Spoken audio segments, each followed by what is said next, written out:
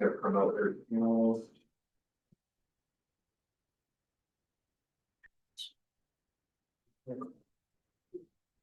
Okay. Good. All right, Michelle, can you hear us? Trick. Maybe you can do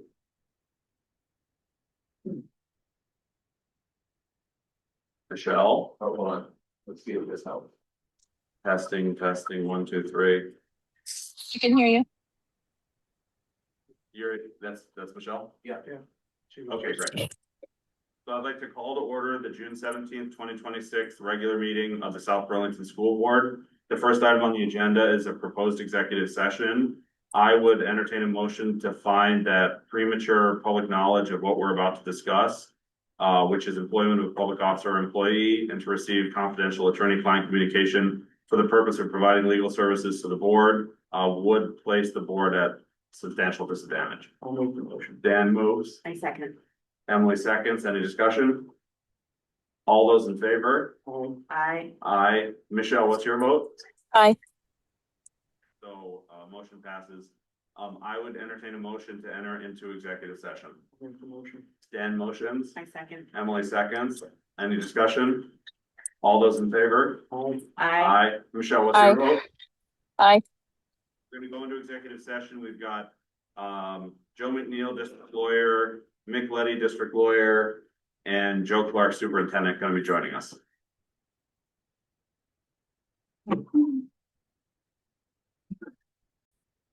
Okay, you're good to go.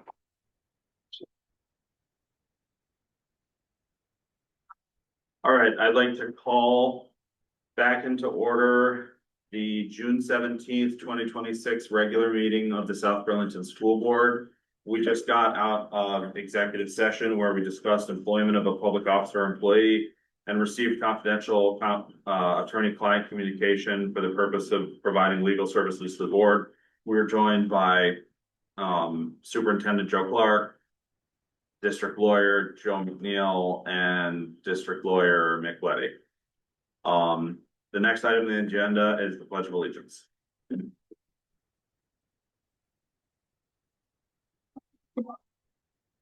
I pledge allegiance to the flag of the United States of America, and to the republic for which it stands, one nation, under God, indivisible, with liberty and justice for all.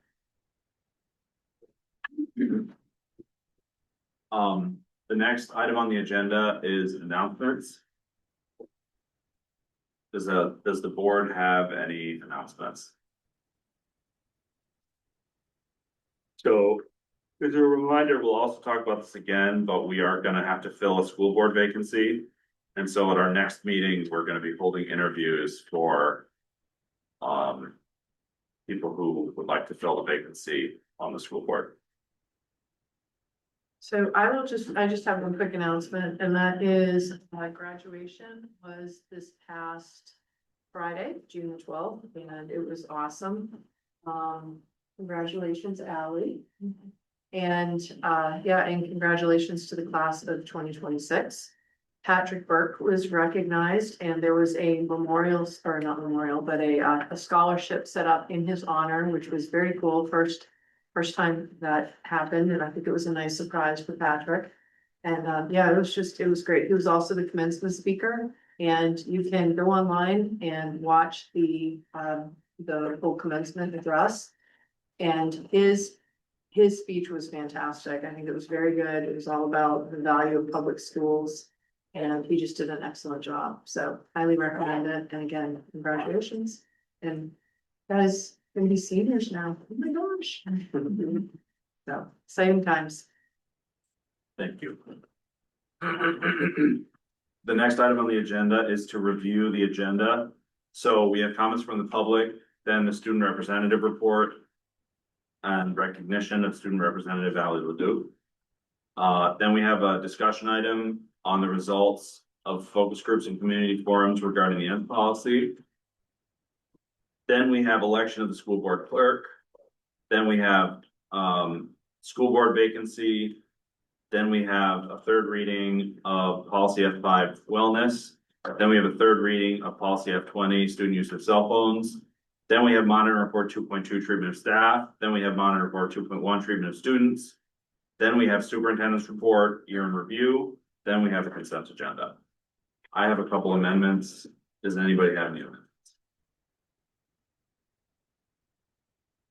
So, if the board is amenable, I would like to move monitor report 2.1 and monitor report 2.2 to, to a future meeting, just so that we can, get more, longitudinal data in the presentation.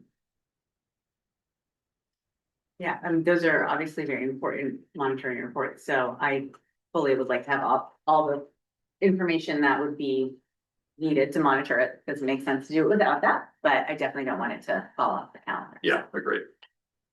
So is the board amenable to moving those to a future date?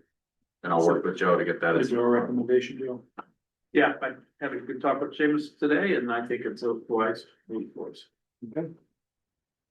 All right, so we are gonna be striking action items on monitor report 2.2 and monitor report 2.1. All right, so the next item on the agenda is comments from the public. So at our school board, there are 3 opportunities for the public to comment. Right now, about anything.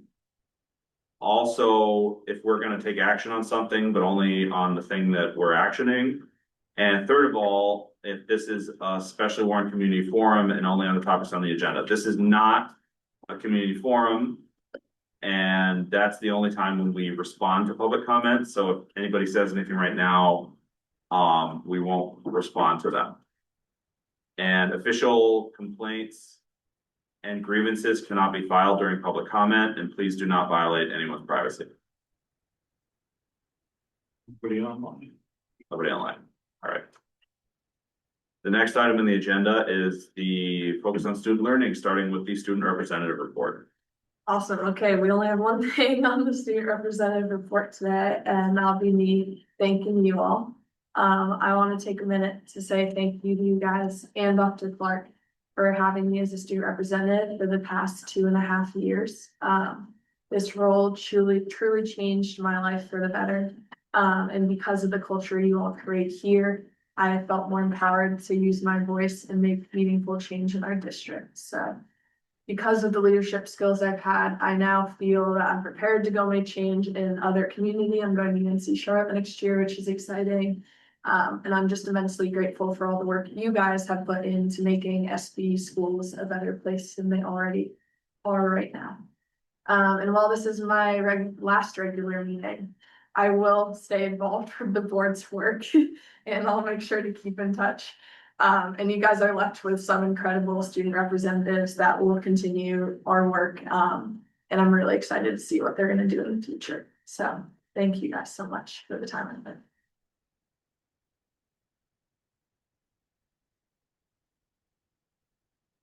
It has just been an absolute pleasure to work with you, Allie, and I think you're destined for wonderful things. You're obviously very smart and poised and a great leader, so thank you so much for being a part of this. Best of luck. Did you get the recommendation letter? I did. It was amazing. Thank you. Awesome. So nice. Yeah. Guys, yes. Thank you so much. Should I wait to open it? Open it? Okay. You're gonna say. Amigas. I love it. Thank you guys so much. Congratulations. Congratulations. Yes, it's green. I'll always remind me. Yes, I'll try to come back. Let's see. I just wanted to say that I think there are so many things that you can do that are for yourself, you know, studying to get into a good school, you know, pursuing your career, all these things. But I think what you did when you came on this board is you said, I'm gonna serve others. And learning how to do that competently, as you clearly do when you ask very insightful questions. You help influence the discussion. The country and just the world needs people to step up like you stepped up. So thank you for all the time and effort you put into this. Well said. Thank you so much, Ollie. It's been an absolute pleasure working from you and learning from you. Thank you, Michelle. All right, well, thank you again. Yeah, we wish you all the best and we do hope that you will keep in touch. And Yeah. Ally, as I said in my recommendation letter, I think you are exceptional. And I had the privilege of writing a recommendation letter for Ally to UNCC. And I'm not gonna read it all, but I had said her greatest strength lie in her intellect, empathy, and capacity to mobilize others toward a common good. And I think that's very true, so. Very well said. All right, the next item on the agenda is a discussion on the results of focus groups and community forums regarding the ENS policy. So I'm just gonna pop something up on my screen here.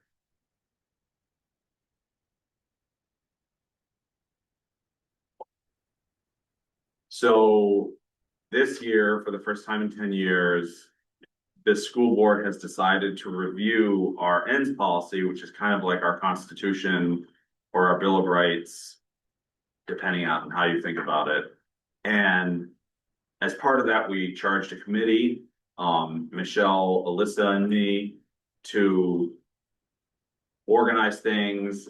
And we also hired a consultant to help us go out to community, invite people, you know, fight to get them to come and talk to us.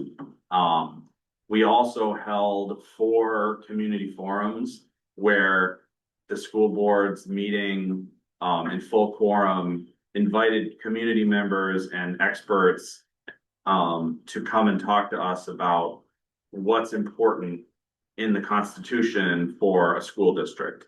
And so we're about a little bit less than halfway through the process right now. We committed to hearing from the community and having 4 listening sessions and also doing some community forums before we ever started to draft any changes that we might make to the ENS policy. And so we've now arrived at that point. And so over the course of the summer, the ENS policy committee is going to be proposing, I have a feeling, multiple different versions of the direction that the board wants to go in with the ENS policy, ranging from the smallest tweaks to a complete rewrite and then something in the middle. So right now we just wanted to take a minute to reflect on some of the things that have been said. And actually some of these that I'm going to show are from the superintendent's efforts to go out to the community in 3Q meetings, and also the superintendent's student advisory meeting. So there has been a full team effort to get a pulse of where the community is at for our schools. I organized it myself into 3 different categories. So forgive me, there's a little bit of bias in terms of how it's organized, but I think that's inevitable. And, you know, we should just call it out that I hear things in a certain way, but I think the quotes should speak for themselves.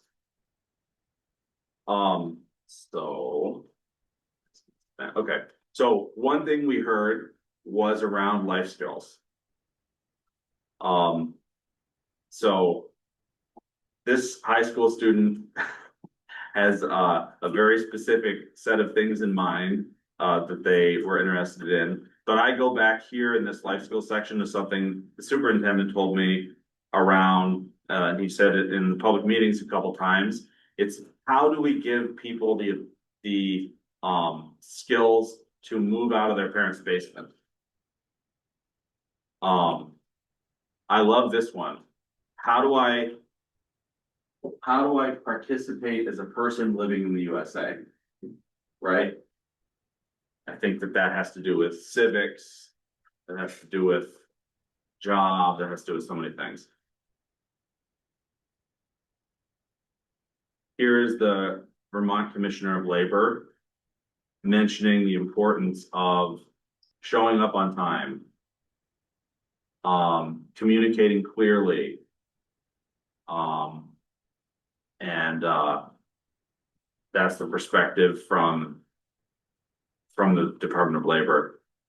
So that's the first category of things that I think we heard about. Is there any board comment on that? The next category I think we heard about was supporting all paths.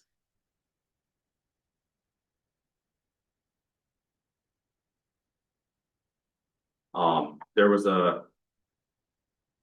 one of the first things that we heard from a middle schooler was that they wanted to learn about real life. And then we also heard, as a quote I should have put in here, was another parent saying, well, hold on, you don't have to, you're still, you know, young, you don't have to think about what your job is going to be when you're 11. And that was heard loud and clear, I think, that we're not trying to get kids to make some kind of monumental decision before, but there's definitely discussion about what it's like to get out into the real world. And finally, my interpretation is a real focus on back to basics.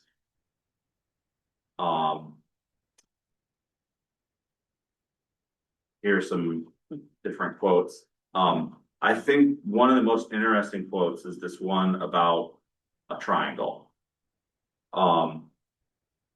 Asked whether school prepares them for life. They said no, because I doubt any adult will ever ask me what a triangle is, right? And I think that we have to hear feedback like this, and we have to say, well, maybe the issue here is that we haven't shown the importance of abstract knowledge, you know, because there's real life skills, but there's also the ability to like maybe walk through a basic proof in math, and that kind of being similar to being able to write 3 sentences in a paragraph and 3 paragraphs into an essay. Maybe you might want to be able to do some basic proofs. So anyway, we got a lot of feedback, hundreds of quotes and comments and recorded sessions, and the focus groups, we're going to be receiving a much more comprehensive report on the results of that later on. So that's just a flavor of what we've heard so far. Is there any comment from the ends committee? I would add one category, and it's one that I think can be hard to talk about because it's one of those things. It's like, well, what do you mean? But I also think that we've started to see in terms of public comment what the public thinks that means, and that is around rigor. And to me, what I'm hearing in those comments is that there's a strong sense among multiple stakeholder groups that the expectations have been generally lowered. And examples of that have included things like proficiency-based learning and grading, and the practice of giving at least 50% social promotion, those kinds of things. And it doesn't mean, you know, when we highlight these inputs from the community, it doesn't mean anything in terms of it's a done deal, our ends are changing, they're going to be really autocratic, right? But what we want to be able to do is reflect back to the community what we're hearing from folks. And I think those buckets that you shared, that jives with how I've read all of that input, but I would add that rigor with some of those beginnings of specification about what that means to folks. And then I would just call out that in your all pathways slide, that there's really only one pathway discussed there. So, and I get the point, right? Like we have de-emphasized certain pathways in, you know, since I've been in South Burlington since 2009. I think it's been very college heavy focused. But I also don't want to suggest that there's anything about the work that we're doing that will mean that we don't care about college bound students anymore. So those are just my few comments for now. There'll be more.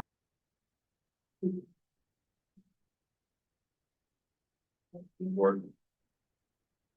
Sort of what Michelle said about the rigor of like tying it to your triangle comment as well. And maybe it's not so difficult to understand the triangles, but I recall saying similar things about cosine or other sort of math things that I didn't quite get.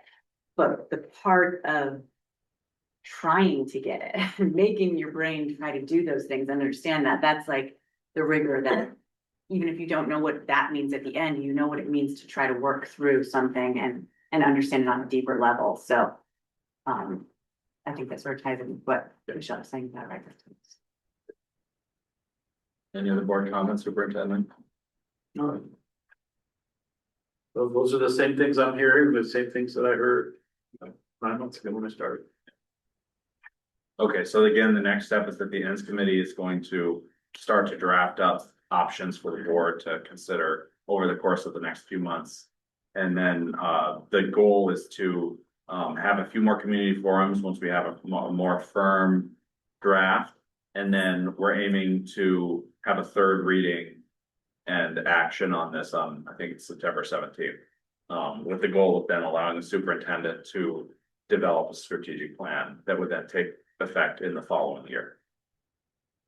Just want to say thank you guys for the work you're doing on that outside regular board meetings. That's extra work and I appreciate it. Yeah, thanks for putting that together, Shanice. All right, we'll move on. So the next action item is the election of a school board clerk. So I'm wondering if there are any volunteers. I wasn't certain if I don't want to in any way demote Jen, but I didn't know if we already have two officials and if you have to have a clerk, is there a way that that works out that James and Jen stay doing those things? I don't know. Clerk / vice chair. Yeah, Yeah. that was just something that came to mind. I don't know if anyone else has the interest or capacity to be the clerk and wanted to talk about doing that. Well, I mean, do we also need to have a rep, or would somebody be willing to be a rep to the VSBA? Because that was also something. And I know I do not have the bandwidth to do that. They're not tied together. Right. So anybody, so we can decide that's not the way. So, but the point is, yeah, they're not tied together. Before the clerk was the person, Laura was the person who developed. Do you know what the VSBA time period is? I do not. I know there's, well, if I recall correctly, there's routine calls that there's participation in, there's emails that are communicated out to, that are cascaded. There's an annual meeting. I believe she was present at the annual meeting. Yeah. I could be interested in Okay. The VSBA. the VSBA. And you're saying that as a way of saying that you would probably prefer to do that than the clerk. Yeah, You're not volunteering for clerk. no.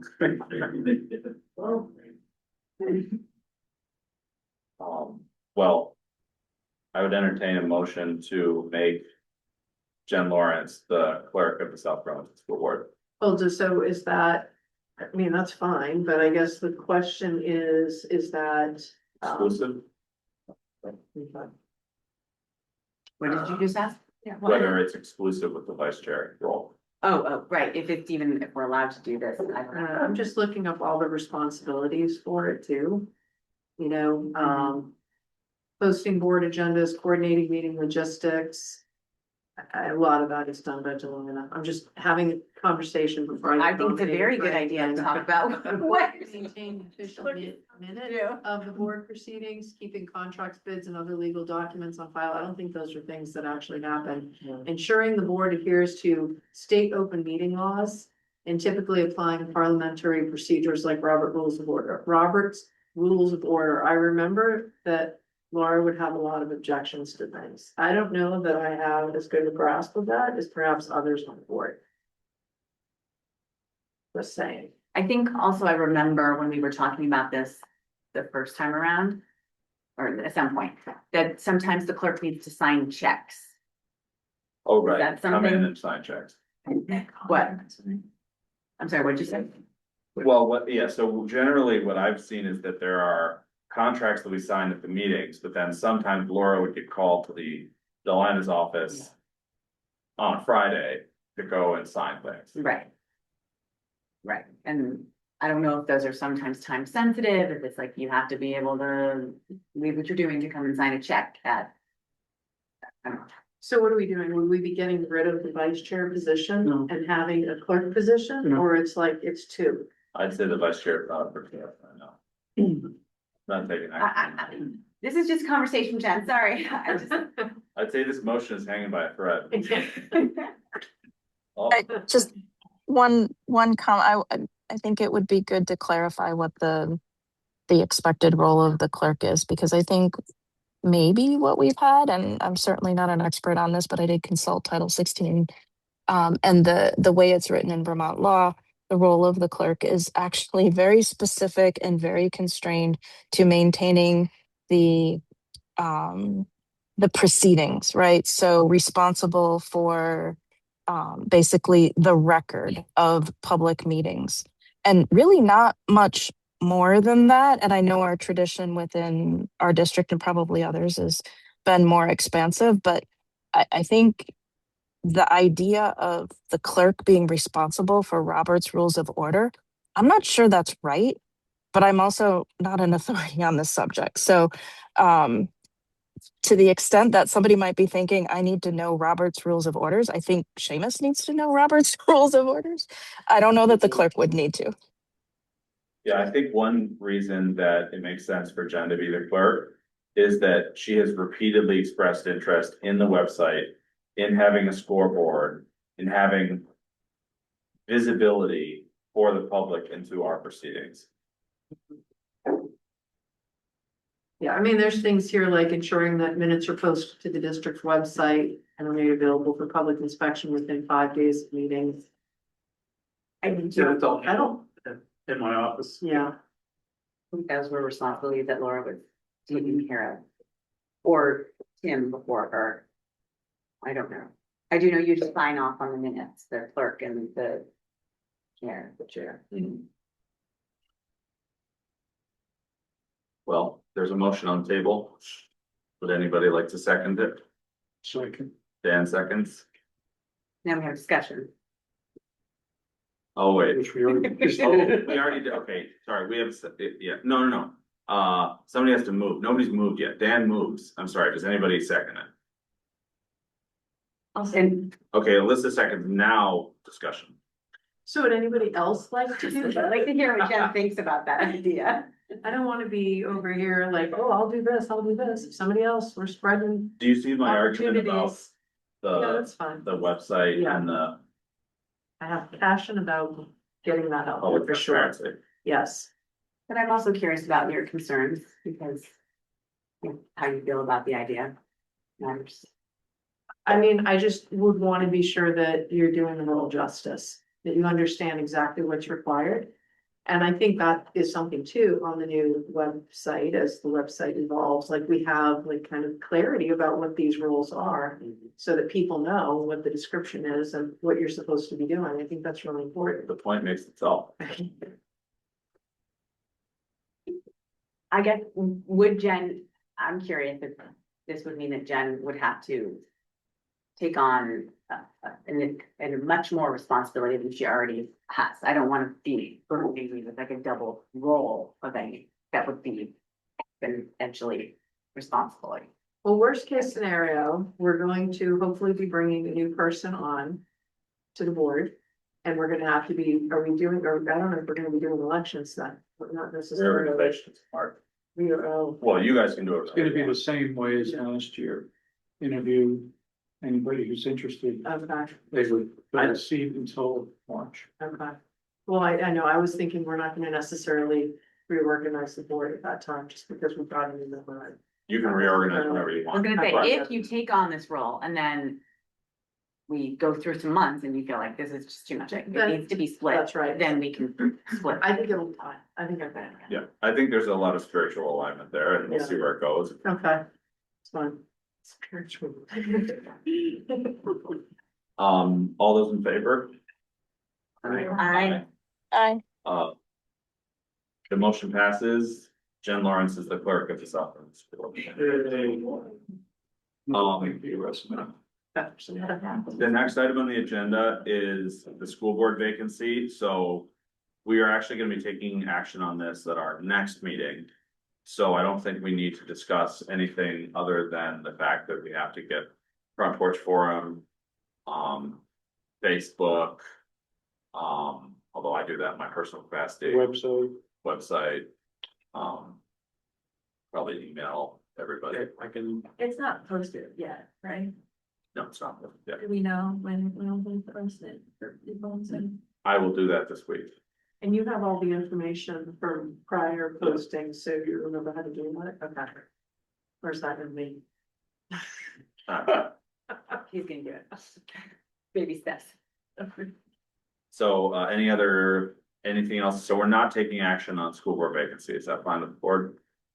Yeah, other I don't know than, what. we have to get everything out. Yes, I just mean no formal action. Okay, the next item on the agenda is policy F5, which is the third reading of the wellness policy. We have discussed this extensively in the last few meetings. We have had two presenters twice. I will call it up on my screen and then we can vote on it. Superintendent, would you like to say anything about the F5 wellness policy? Just a lot of gratitude for the folks that worked on this policy. They've been doing it for more than a year. And we actually met with our administrative team yesterday in anticipation of the board approving it to start getting them on line with what we need to, what that means in practice as we enter the school year in the fall. if I may.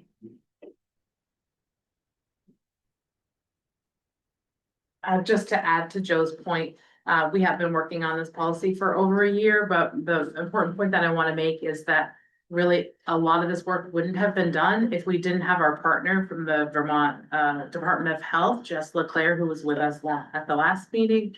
She's been incredible and has guided us she's just been so helpful through this that I just want to give her the kudos that she deserves. She doesn't charge, there's been no charge for all the time, the many hours that she spent with us on site and remotely working on this policy. She does this work for other school districts as well, but she's just been incredibly helpful and I just wanted to give her recognition for that. So thank you. Thank you. She's been here, I think, 2 meetings. She's been here. Yeah, Really like- late. Talk about Yeah. after hours work, right? Well, I would entertain a motion to approve policy F5 wellness as presented in the board materials. Second. Jen moves, Emily seconds. Any discussion? And this is an action item, so we would be accepting public comment. Everybody online? All right, all those in favor? Aye. I, Motion.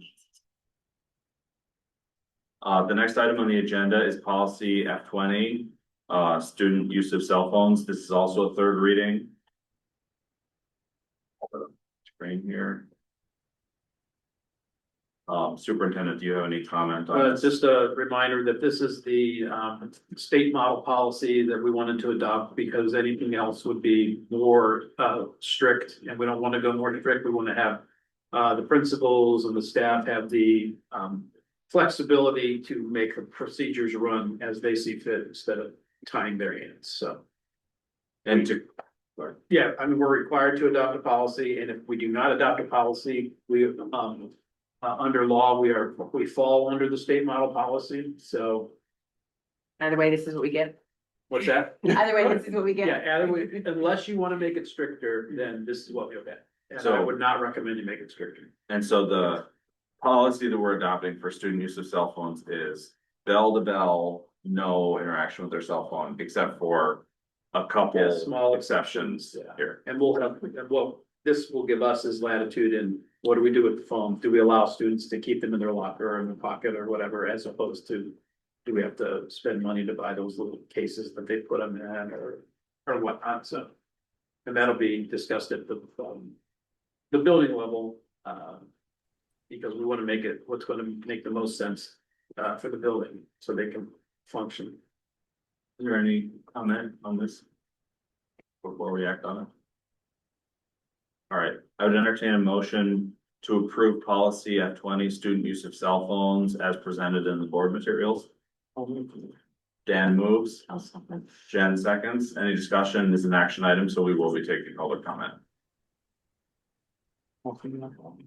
This is sort of off topic, but I was just wondering if the new reps or the current have any comments about the cell phone policy since it's been implemented this year, and it is changed a little bit, but I'm just, since we're on the topic of that. If you think it should be stricter, now's the time. I saw one interesting thing about like the cell phone policy that I feel like didn't like catch my eye, because I know it was called a cell phone policy, but I also know it means non-school issue devices, which includes like laptops and stuff. I was wondering like would it be left the same? How would this affect the way that we manage like school issued devices? Because I think that's in this the district policy as well. It would, it would prohibit personal devices. It would not prohibit school issue. I mean, I'm sorry, like not all non-school issued, I guess, sorry. Yeah. No. So you couldn't bring your MacBook from home? Yeah, that's the only thing. I mean, obviously state policy, not a lot of room there. It's just. This will, I feel like students will have a harder time with this than their phones being taken, because this year especially, after like certain updates on our school laptops, they can be unusable at times. And there's not many, what's the word? When you can't go get one from the library. Yeah, not a lot of loaners, so Loaners. your laptop not working, You're, you're able to. I like that you guys are talking about this, because I think this will give you a good opportunity to participate in the legislative process, because often legislators enact bills that don't necessarily make sense, and it takes them being put into action when they realize the mistakes they made. So I would love to hear your continued updates on this as we go through. And maybe, we call our reps and say, listen, we're not telling you to get rid of it, but can we do this? What can we do that? And we get some flexibility. Some students have emailed already. That's Oh, great. yeah, yeah. That's can I just say something? Always.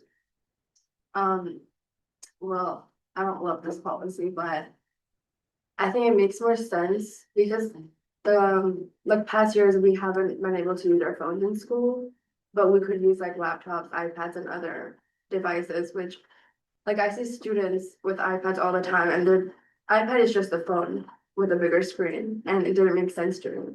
It does everything that a phone does. I think this policy makes more sense. Hash my work around, I got the iPad in every day. Here we go. Plugged in your headphones. Good shit. Yeah, I think actually, I didn't realize that so many kids were using their personal computers and so that, and iPads, so that's interesting. Thank you for sharing. It'll see how it's implemented. We'll see how it's We'll see implemented. how it goes. Yeah. I would be surprised if it stays in its current form for more than a year, to be honest with you. Well, you never know. So we have a motion on the table. All those in favor? I, Aye. The motion passes. Sorry, a little bit of a lag.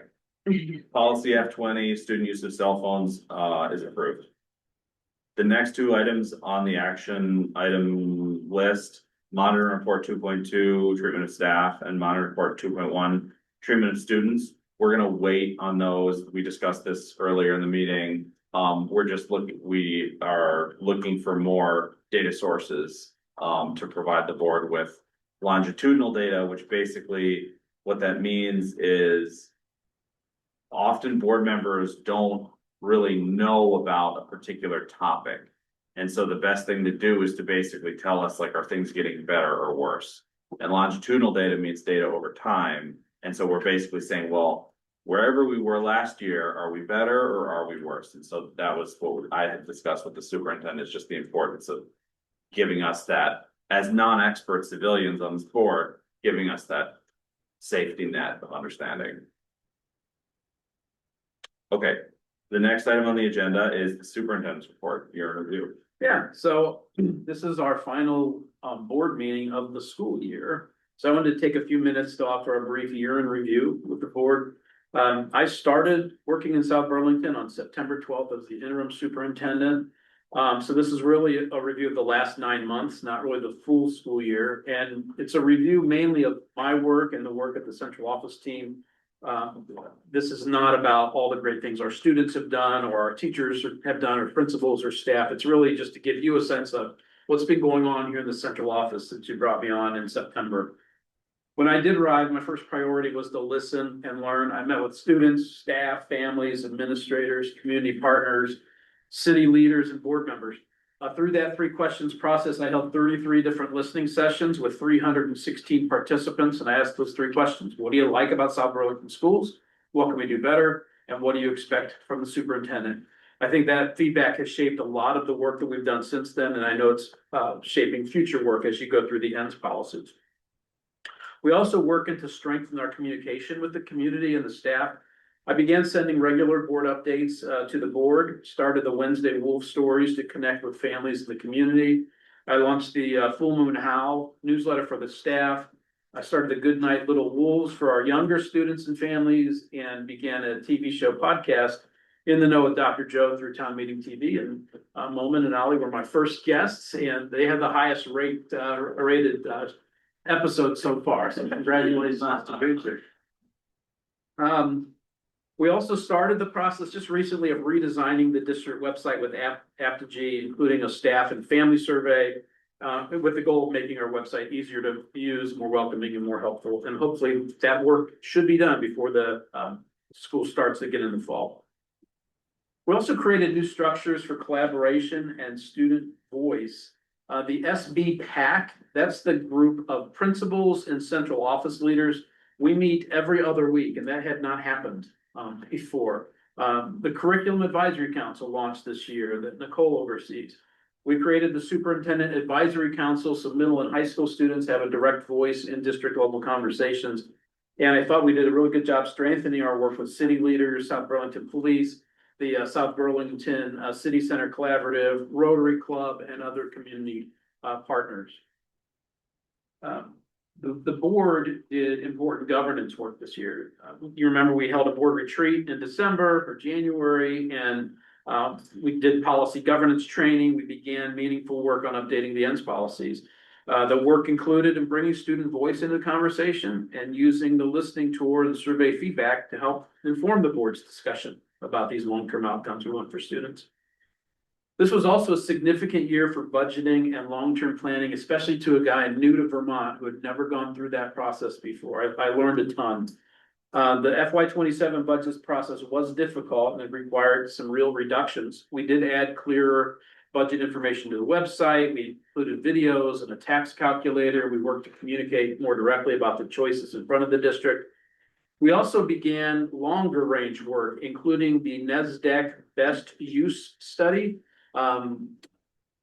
Just a brief update on that is they finally got some draft reports to us. We're meeting with them on Monday to go over them. So within probably the next month, you should have the results of their work. So I'm looking forward to that. We are doing the South Point relocation plan. So the central office relocation, we are moving to a building on Shelburne Road, and the South Point will be in the upstairs starting in the fall. And of course, we had that early severance plan. None of that was easy work, but it all is connected to sustainability, trying to operate more efficiently so we can make the best use of public tax dollars.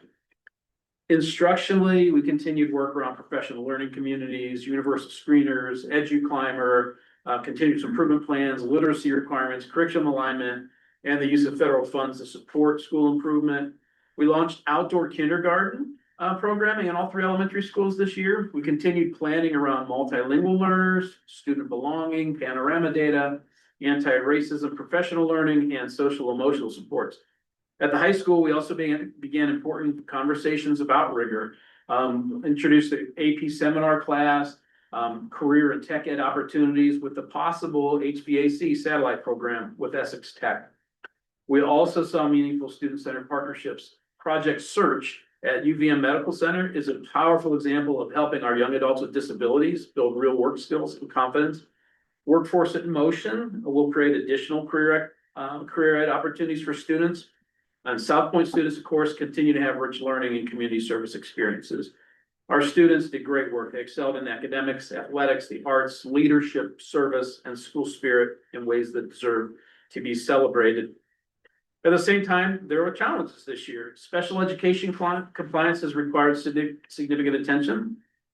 We have been identified for longstanding noncompliance in initial evaluations and post-secondary transition planning. Those findings, of course, they predate Nicole and me, but they are ours to fix. We are working with the Agency of Education on training, root cause analysis, corrective action planning, and long-term systems, so the compliance is not dependent on individual effort, but built into the structures of how we operate as a district. We also, if you remember, early on in my tenure, we dealt with significant safety and operational issues. Remember Rick Marcotte? We worked with the city and police department on playground and perimeter safety, including fencing, lighting, brush clearing, some patrols and daily checks. We responded to the federal immigration enforcement action on Dorset Street. Different student safety concerns, unauthorized after hours entry at the high school, and other issues that required calm coordination among schools, central office, police, city officials, and families. This was also a year of leadership transition and organizational strain. We lost 2 members of our central office leadership team during the year. Ken in communications left in November. Monica in the DEI office left a couple of months ago. Ken's position was absorbed by me, and Monica's work was spread among several administrators. Also, Kristen Romick has been on a long-term absence in the student services throughout for most of the year, which created additional pressure on the team and pushed an inordinate amount of work onto Nicole. We also navigated administrative traditions at Rick Marcotte, at Orchard, at Tuttle, and at the high school. The team who remains has been great. They've adjusted, they've covered essential responsibilities, and the work keeps moving. But that level of transition is really important context for the year. We really were working on a skeleton crew throughout the year, and I still think we got a whole lot of stuff done. So as I look back, I see a district that has accomplished a great deal while also facing some real issues, honestly. We have improved communication. We've expanded student voice, we've strengthened partnerships, we've begun long-term planning, we've worked through a difficult budget, addressed safety concerns, and started the hard work of rebuilding special ed. There's still a lot for us to do. I am grateful for our community, our staff, our administrators, family, board members. South Burlington has many strengths, and this year has also made clear that we need to improve. Both things can be true, and both will guide the work that we have ahead. As I sat down and put that together, I thought, boy, 9 months, it seems like 5 years. We've done a lot. And we have a great team here. It's a lean team. It's a great team, and we're excited. Every day we say, there's so much work to do. There's so much work to do. But 3 years, in 3 years, just imagine how, we're gonna be bored. We're gonna be bored in 3 years. So we won't be, but we hope. So that's the wrap up. Pretty busy school year. Great update. And So- nothing with kids and nothing with staff in there. They've done a lot of stuff too. So Joe, what would you say is your highlight? What is one thing that you didn't expect coming into this district that has been a great surprise, a highlight for you? Oh. I don't know if it's a surprise. For me, it's always people, right? For me, it's people, the people that we have working here, going to school here, the community members. I can say, in all sincerity, that I've never worked my 34th year in the world of public education. I've never worked in a district so focused on public education and so supportive of public education. I know that you as a board have great discussions and I wouldn't say arguments, but disagreements about how things are and how they're supposed to be.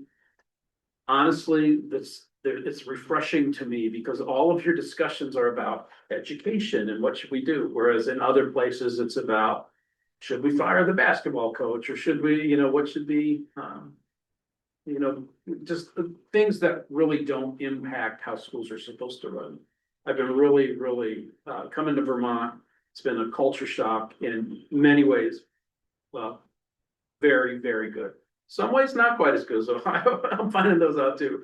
But mostly it's been really good. Yeah. Yeah, I just want to say thank you to you and the whole central office team and the staff and the faculty and the kids and everybody for working so hard this year. And you really highlighted some of the challenges that you guys are facing and with fewer people, but people who are dedicated, working hard and wanting to move forward. And I really appreciate that. I've been on the board for just a little over a year now and definitely feel really proud to be a part of all of this. So thank you. Thank you. You know, we do the board updates every week and all this stuff, none of this is new to you. But I think when you, like, it's like at the end of the year, I always read the end of the year things in the newspaper or whatever. And it's like, when you put it all together, it's like, man, that's a lot. It's a lot of stuff.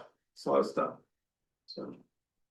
Well, props to you. I echo what Emily said. Props to you and to the team and for taking all of our questions and being so patient and providing information and helping to get clarity on things. And I'm really excited about what's coming next. And I'm really excited about the call on Monday. I think it's Monday, with Yeah. the website and really seeing that. I think that's gonna be huge. I think there's gonna be some great info there.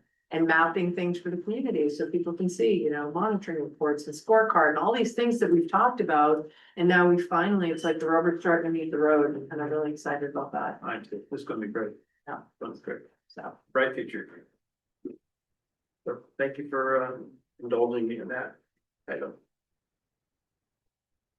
and by the way, and I do love all of the communication outreaches Sure. and the wolf stories and all of it. Bull and Howl, all of those Yeah, when times are tough, over communicate. Yeah. over Yeah. communicate.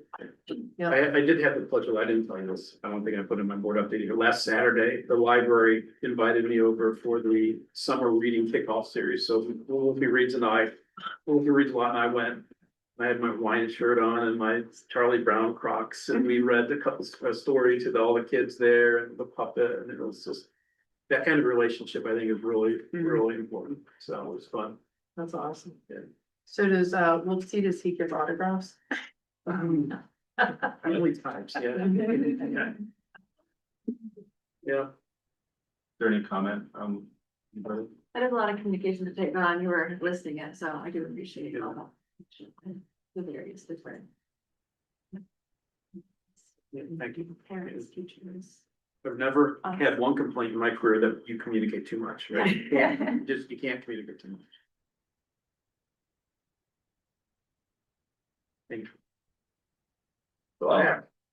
All right, so the next item on the agenda is a consent agenda. So the only thing on it is a hire. Is there any objection to the hire?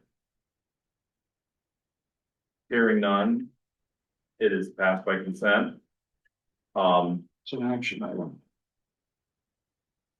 But it doesn't say, it's just, we can pass it with consent. Is No, Public comment. that any public comment? just Boxes checked. Nobody on. All right. So the next item is setting agenda for July 8th. So I think we're pretty early here, we're more than an hour early, but I think we should spend 5 minutes on agenda planning, there's a lot of stuff coming up. And I'd also appreciate it if you guys could remind me of things that I'm supposed to do that's not on the agenda, like posting the vacancy. So, I know that we have to do the BSBA election. And July 8th is the only scheduled board meeting for the month, so we absolutely have to have that meeting, so I hope people can clear their calendar, make sure we're there. I personally will be in Ohio, but I'll be here virtually also. Nicole will be at my seat, but we have a lot of stuff that we need a lot of people to get hired, a lot of construction stuff that we need to take care of, a lot of bills to pay. So, Okay. I think will we be ready for our, because it's in July, I don't want to push into the next, I don't want to wait till August to do our monitoring reports. I think we can get those done by July. Okay, so, 2.2, 2.1, there's also the election of the board member to the regional CSA or CESA. Lisa, Yeah. so, I'm gonna check with you, Joe, not right now, when that has to be done by, and if we can, and if there's any penalty for doing it early or whatever. Yeah, the governor hasn't signed the budget yet, has he? I think, so, yeah, I wanted to talk about the next review future agenda items, not necessarily for July 8th. But there are quite a bit of policies that were signed on June 8th. And I just don't know what that looks like. School wise, like. I know, like, Right. with the wellness policy, you guys Right. created it and read it to us, like, is that sit there? So there are quite a few new policies, that I wanted to talk about. Okay, so what I'm hearing you say is kind of like a legislative update. Yeah, and so. You have a new board member. I just sent you the information that we did before, so I forwarded it to you, so you have it here last year, it'll be at the top of your email. I.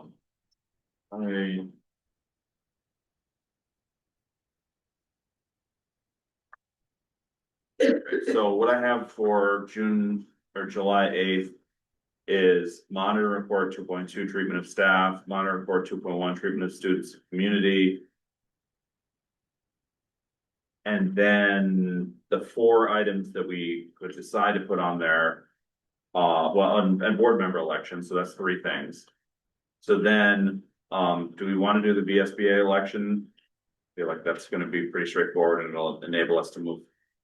Okay, so we'll keep the VSBA election and then legislative update.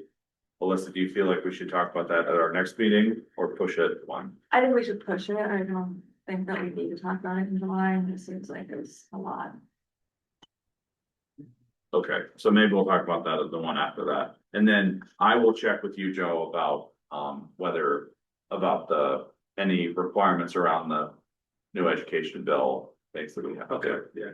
Just new education bill stuff in general. And then I would imagine as part of the superintendent update, you'll probably have information on this good study and information. That's fair. Yeah, actually, that's a great point. I expect that we will be ready to present it to you in that day. It says we need to appoint someone within 30 days of the governor signing the bill, I don't know if you said that. So we I should don't believe probably you'll sign it yet. Okay, Yeah. I'll figure it. I don't see that you signed it on the date. Right.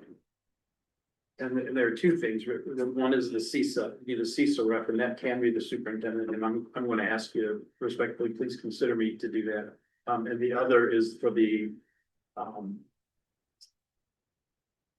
consolidation group, which needs to be a board member, and I would like that to be a board member. Ohio had things very similar to CISA, so I think I could give some pretty good perspective on that. That's in September, I think. We need to appoint British Senate. Yeah. September 1st. So we can do that right now. So, October 15th. But I think we're probably due for here's the thing about pushing the legislative, we should push the legislative update. Because monitor report 2.2 and 2.1 are so important and we haven't had them yet. But on the other hand, like getting an update on the legislative requirements that have been imposed on us is probably Yes, relatively urgent. so I think.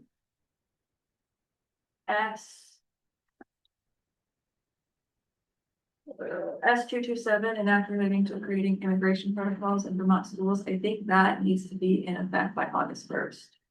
I think, if I'm. Remember it correctly, it needs to be in effect, So just to definitely by September.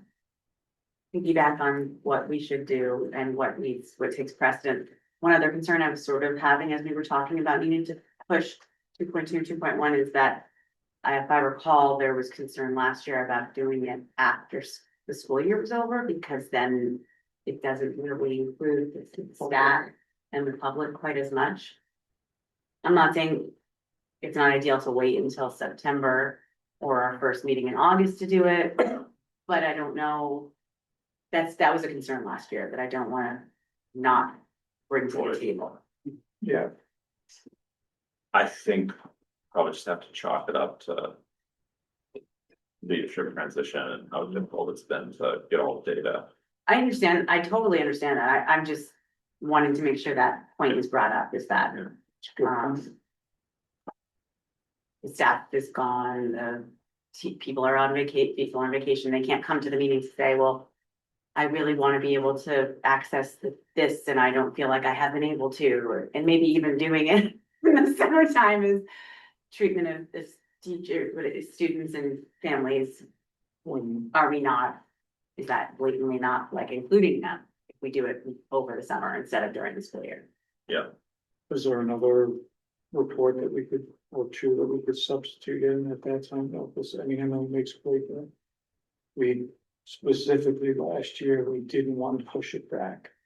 Because as she just stated, They pushed it out at a time when they'd be able to be present. yeah, most people are on vacation or, you know. So is there something we could put in its place and push those to the end of August, beginning of September? When we look at this. So I don't. So it will have been a full year since we monitored it, and I think it is important to monitor it. Just in pursuant, just as part of our governance. But I think maybe what we're saying is maybe we should do like another, even though it's strange, maybe we should do another presentation of it in September. Revisit it. Revisit. Well, I mean, why do it twice? Why not just, Well, the reason to do it twice, because I don't want a year and a half to go by. it wouldn't be a year and a half, we did it June of last year, it'd be 14 months. If you, There are a couple, what I don't wanna do is get into a cycle where you're constantly doing these two over the summer. we are supposed, there are 3 other monitoring reports scheduled for July, are supposed to be on in July. One is communication and support to the board, that's the direct inspection one that the board is, That we did relatively recently. Yeah, we did it, I think, to catch up, and now we need to, that is like the first one for the year. Emergency superintendent succession, that's easy, financial condition activities. That may be the last one of that, I mean, we've talked about. Actually, I think July was our plan, Jean Rim, about when we were talking about, starting to do monthly financial reports, we were talking about July, weren't we? For the first one, Yeah, or August. I think August, Okay. yeah, maybe to begin the new school year. Okay, so there's I mean, because 2.4 is scheduled to be done in July too, but my hope is that we can stop doing those 4 times a year and replace it with a monthly report by Jean Marie and her team that answers all those questions, so they're a little shorter and more frequent. Well, if there's something that we could put in that doesn't put pressure on anybody to get something out in the next couple of weeks, that we could put in it. But I don't want, like I just said, I don't want to get in the habit of doing these two during a time in the summer when most staff and students and parents aren't around. And I think it's, for lack of a better way of putting it, a waste of time to do it now and then do it 2 months from now. I hear that. And it's, we're not doing it a year and a half, it's 14 months. Between the last time it was done and that, because we did it June of last year. If we do it at the end of August. Right, but I hear that argument. I know that the board really wanted to monitor that in April of last year. Right, And then but it was very hard for us to deal with. And so it's a very important report, obviously. And from a gut, like I like normally I'm all about the political side of this, but there's also the governance side of this, and I think we can have our cake and eat it too. We can do the report as soon as possible, as soon as it's ready. And then it'll be rehashing it for those of us who have seen it already. But I think that for the staff, we can do it again. And for students and parents, we can do it again. And that won't be that much. And so we're basically paying for doing the right governance thing by spending a little bit more time in September And that would be my preference, but I think we could just, I mean, because, yeah, we were supposed to do it April last year, we did it in June. It was suggested we do it in August, and we didn't want to do it in August because nobody was around. Nobody's around in July. I mean, you look at tonight, there's nobody here, there's nobody online. I would rather, this is just my 2 cents. I would rather do this just before, like, the end of August or the beginning of September. I don't, There are none scheduled for August, except one of the financial ones, and there's only one scheduled for September, which was treatment of community. It's tricky. Historically, I thought the July meeting was just for consent agenda, like to get bills paid, people hired, things like that. And I'm just I curious. think historically it has been. Yeah. Yeah, and, yeah. this board has been much more active than So past that's, boards. so that's changed. I think they're both good points. Like, I totally agree that we need to, and as I said, because I said originally, I don't want to push this back anymore. And then I started to realize, wait, July, it's what came up last year. So I could see your point, Seamus, even though it is a little redundant. It Over doesn't, communicate. yeah, it doesn't really allow people to comment while we're doing it, which is problematic. But I would like to somehow bridge take care of both the governance and including the community. So I don't know. Now that I brought this up and I don't have to answer it. So, well, we can just do a simple straw poll here. Jen, do you want to do the monitor report 2.2 and 2.1 next meeting? And then also, once the teachers are back and the students are back and the parents are back? I would suggest, actually, I think that you're potentially gonna have more involvement and engagement if you have those folks that are here that have the opportunity to weigh in. And I remember that was one of the discussions that we had last year, is we did not want to do treatment of staff in the summer. For that very reason, is because we need to have people here to have the opportunity to fund that. So I think doing it in the middle of the summer is probably not. Okay, so we've I got would two, suggest. we've got two people for delaying monitoring. Although I do want to make one point, and that is they were on the agenda for today.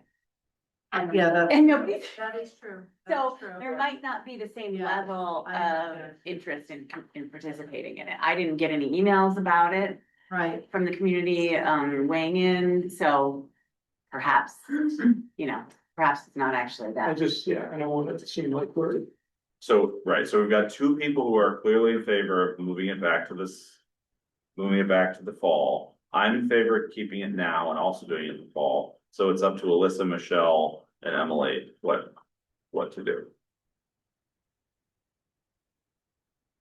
Michelle, do you have any thoughts? Breathlessly transferring dates. Fall is my vote. I don't think we need to do it twice. And I Great. agree, we need to have folks there. I agree. Okay, so actually we are saying that we are gonna do 2.2 and 2.1 in September. September? end of August, beginning of September. We'll be ready. First meeting. Second August meeting, for when staff. August 19th, Oh, staff aren't back Staff yet. aren't back. I would say, September 2nd. yeah. Okay, so we're moving 2.2 and 2.1 to September second. September 2nd. Okay. All right. So I think in that case, I think maybe we should put the legislative update next meeting. Next meeting. And I forwarded all of you that, There's two. VSA's, things, and I think that's a good resource too. Yeah, we should, do that. it'd be great to synthesize and just kind of Yeah, see what's the whole, what we need to do. Yeah. okay, Yeah, I mean, the one thing that I want to be careful of is not, even the perception that, hey, we're not doing some of this work, that we are continuing to progress and move things forward, and there are other things that we are getting in place and taken care of if we push these two back, right?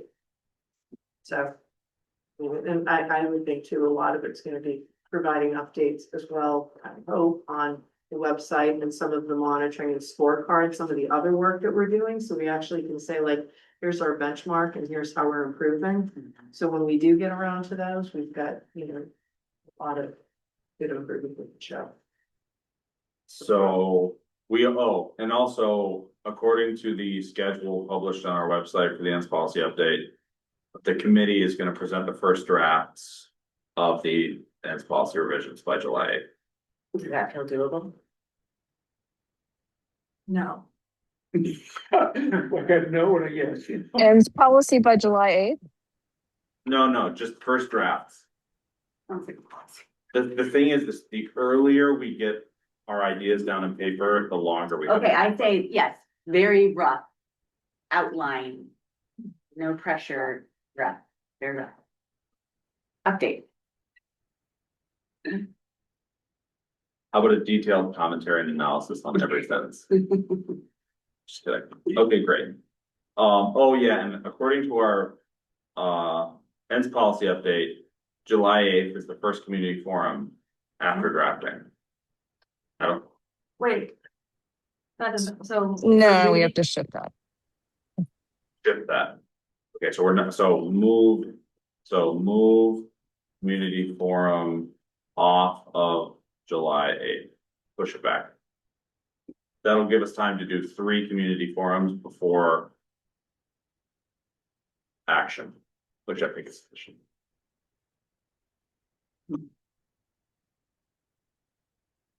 Okay. Thank you very much for thinking through that. So for the next meeting, NASDAQ best use study report, legislative update on new policies, possibly electing a board member or superintendent to the CISA board, board member election, BSBA election, and first drafts of the ends policy. First drafts. Okay.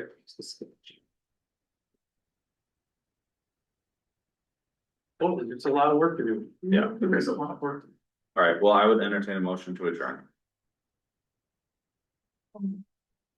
Alyssa moves, Second. Dan seconds, any discussion? Well, thanks again, Ally, congratulations. Thank you. Thank you again. Yeah. All right, all those in favor? All right. All right.